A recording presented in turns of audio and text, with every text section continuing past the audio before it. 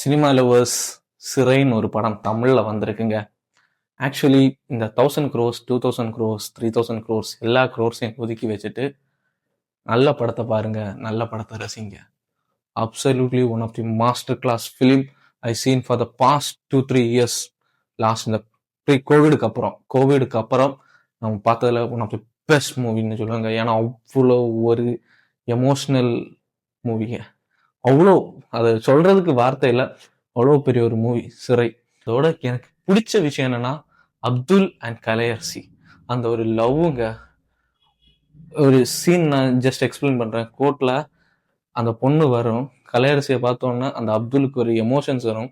Emotion வரும்போது கையில விலங்கு இருக்காது. அவன் முன்னாடியே கேட்பான், விலங்கு கலத்துங்க. அந்த புள்ள சிரிச்சு 5 வருஷம் ஆச்சு, என் கையில விலங்கு இல்லாம பார்த்தா அதாவது சந்தோஷமா இருக்கும்னு. அந்த இடத்துல அந்த பொண்ணை பார்த்ததும் அவன் கண்ணுல ஒரு எமோஷன்ஸ் தெரிஞ்சு அந்த பொண்ணை இப்படி பாபான்னு கூப்பிடுவான், கையில விலங்கு இல்லைன்னு காட்டுவான்.